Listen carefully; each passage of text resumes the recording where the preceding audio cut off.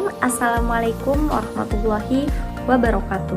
Perkenalkan, saya atas nama Andi Mutia Dirgahayu dengan NIM 50200122007. Pada video ini, saya akan menuntaskan tugas yang diberikan oleh Bapak Dr. Usman Nur, SAG, MAG sebagai dosen pengampu pada mata kuliah Psikologi Sosial, yaitu dengan membuat sebuah video rangkuman materi yang telah diberikan.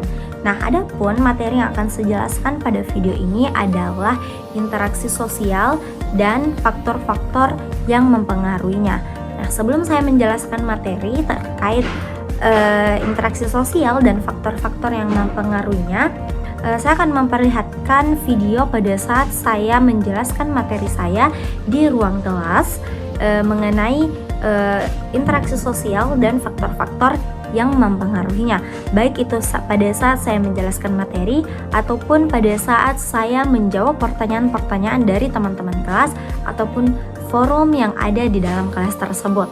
Nah, silahkan menyaksikan video saya pada saat pemaparan materi di kelas. Mengenai definisi dari interaksi sosial, yang dimana interaksi sosial ini adalah hubungan timbal balik antara individu dengan kelompok ataupun antara individu dengan individu itu sendiri. Nah, untuk pembahasan yang kedua yaitu adalah syarat terjadinya interaksi sosial. Nah, kan tadi sudah dijelaskan bahwa interaksi sosial adalah proses di mana individu atau kelompok saling berhubungan. Nah, bagaimana sih syarat terjadinya sebuah interaksi dalam lingkup entah itu individu dengan kelompok ataupun kelompok dengan kelompok. Nah, syarat yang pertama yaitu adanya kontak sosial. Nah, kontak sosial ini adalah sebuah tahap awal dalam proses interaksi.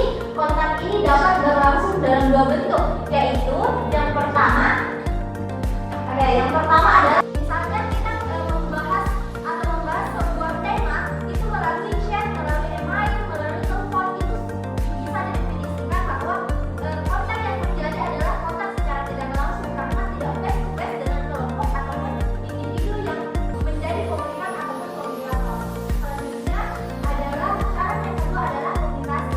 Nah, teman-teman, komunikasi adalah proses penyampaian pesan atau informasi dari satu pihak ke pihak lain sehingga tercipta pemahaman dan respon, kemudian dapat berlangsung dalam dua bentuk. Nah, mungkin ini sangat familiar dengan teman-teman terkait komunikasi karena pernah dibahas dari semester 1 hingga semester ini, yang dimana komunikasi ini ada dua. Yang pertama adalah komunikasi verbal dan juga komunikasi nonverbal. Yang dimana komunikasi verbal adalah komunikasi melibatkan kedua kata-kata dan kekerasan ataupun tulisan.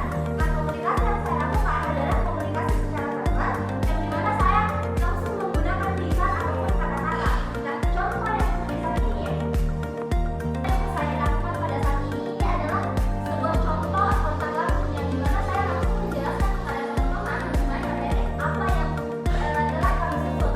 Nah, kontak secara tidak langsung yaitu Itulah tadi rangkuman atau cuplikan pada saat saya menyampaikan materi saya di dalam kelas. Selanjutnya di sini saya akan menjelaskan mulai dari awal terkait materi saya, interaksi sosial dan faktor-faktor yang mempengaruhinya. Adapun pembahasan yang pertama adalah terkait definisi interaksi sosial. Nah, pada materi saya menjelaskan bahwa interaksi sosial dapat diartikan sebagai proses hubungan timbal balik yang terjadi antara individu dengan kelompok ataupun antara kelompok dengan kelompok yang saling mempengaruhi satu sama lain. Jadi, interaksi ini menjadi dasar terbentuknya kehidupan sosial di tengah masyarakat. Interaksi ini juga menjadi dasar terbentuknya kehidupan sosial di tengah masyarakat. Nah, untuk pembahasan selanjutnya yaitu adalah syarat terjadinya interaksi. Nah, adapun dalam materi saya menjelaskan bahwa syarat terjadinya interaksi itu adalah dua, yang dimana adalah kontak sosial dan communication atau komunikasi. Nah, kontak sosial ini adalah sebuah tahap awal pada proses interaksi. Nah, kontak sosial bisa terjadi atau pembagiannya ada dua, yaitu kontak sosial secara langsung dan kontak sosial tidak langsung. Adapun menurut Sarjana Sukanto dalam bukunya Sosiologi Suatu Pengantar mengatakan bahwa kontak sosial tidak hanya bersifat fisik, tetapi juga mencakup kesadaran bahwa satu pihak mempengaruhi pihak yang lain baik secara langsung maupun secara tidak langsung. Yang kedua adalah komunikasi. Komunikasi mungkin kita sudah sangat familiar terkait komunikasi, yaitu adalah penyampaian suatu pesan atau informasi dari satu pihak ke pihak yang lain sehingga tercipta sebuah pemahaman dan respon. Nah, komunikasi di sini juga terbagi dua, yang dimana yaitu adalah komunikasi verbal dan juga komunikasi nonverbal. Dalam artian komunikasi verbal ini adalah komunikasi yang melalui sebuah kata-kata baik secara lisan ataupun tulisan. Sedangkan komunikasi secara nonverbal yaitu tidak menggunakan kata-kata atau hanya hanya melibatkan sebuah ekspresi wajah, gerakan tubuh, kontak mata dan syarat lainnya yang mendukung penyampaian pesan.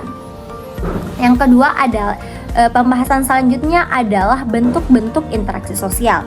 Nah, bentuk-bentuk interaksi sosial menurut Sarjana Sukanto pada dasarnya ada dua bentuk umum dari interaksi sosial, bentuk umum asosiatif dan bentuk umum disosiatif.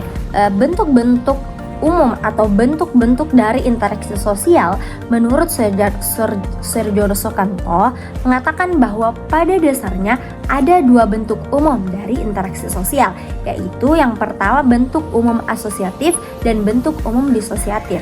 Nah, bentuk umum asosiatif ini sebuah interaksi yang dapat dikatakan asosiatif jika proses dan interaksi sosial tersebut menuju sebuah tujuan kerjasama. Dalam artian proses interaksi sosial ini terjadi akibat adanya tujuan bersama dalam sebuah kelompok.